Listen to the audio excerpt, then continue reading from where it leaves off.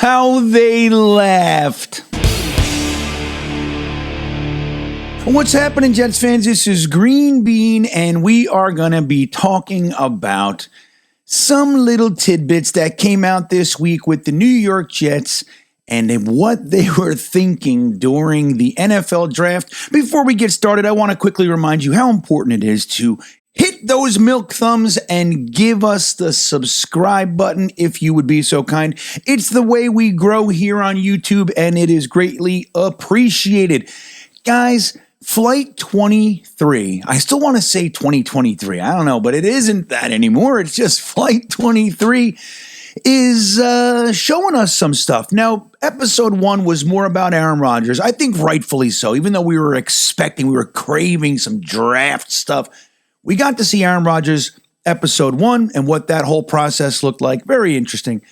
But episode 2, Ascension, I think it's called, is a little bit more of what we were craving, what we wanted to see, that behind the scenes look at what was going on in the Jets draft room when the draft was taking place. Also, the process leading up to it is just fascinating for fans like myself and a lot of you, as we have increased our intensity with, acquiring knowledge, pre-draft mock drafts, player evals, all that sort of stuff. We have really taken off into that realm these past few years.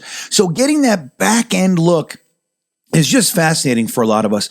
So the narrative out there has been that the Jets got screwed, that the slide back from 13 to 15 was just a terrible move. It blew up in our face.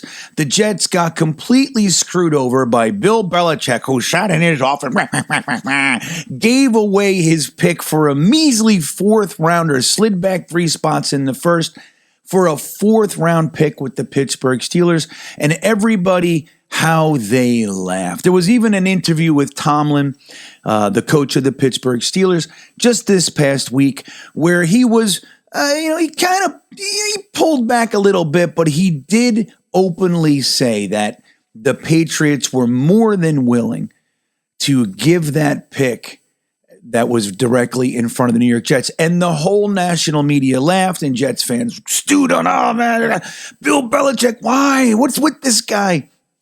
Well, it turns out that the Jets just might have known this was going to happen. Here's the clip. Take a look.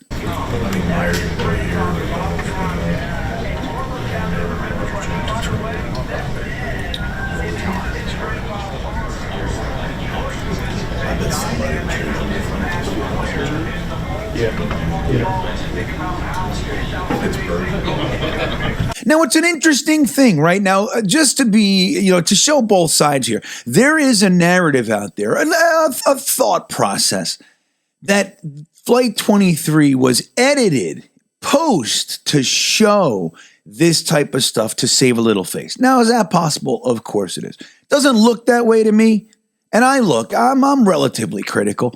It doesn't look that way. It looks like it's just natural. This is what they were thinking. They were showing the players that they thought were going to go. Joe Douglas looked like he was expecting McDonald, tight end Meyer, and Jones to be gone before he picked.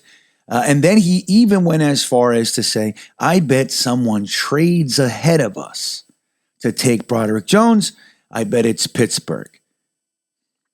Pretty good thing. Now, one of the things that we've said about Joe Douglas's regime these past years is that it's incredibly tight-lipped, and anything getting out is probably with purpose. So the idea that they were floating Broderick Jones, tackle, they were mocked, they were laughed at for showing all of their cards. The Jets, they shouldn't have told everybody how much they like Broderick Jones and everything.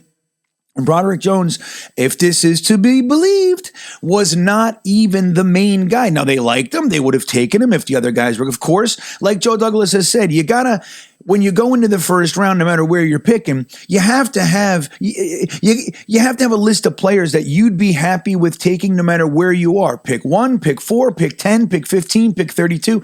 No matter where you are, you have to be ready to take a player that you're going to be happy with. So they're ready to go.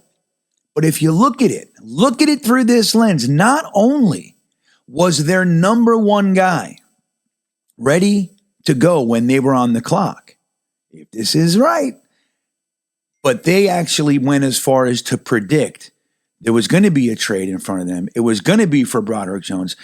And if Will McDonald was their number one guy, that's exactly what they wanted. I want to know what you think. This is kind of cool. It's exciting. It shows to, the 4D chess that Joe Douglas is really playing out there. He's not just, going into this with hope. I hope my guy slides. I hope my guy oh, he didn't slide. What do I do? Like that's been the overarching theme. The Jets, they were scrambling at 15. They didn't know what. Come on. Does that make any sense? Like they didn't do any other research on any other players that they would have. So if this is accurate, and I think it is, it's pretty cool to look at. What do you think? Are you buying the idea that it was edited? Do you think that it's just kind of, we got a GM that just might know what the hell he's doing out there? Let me know in the comments. I look forward to talking with you. With that all said, have a great day, Jets fans. Take it easy.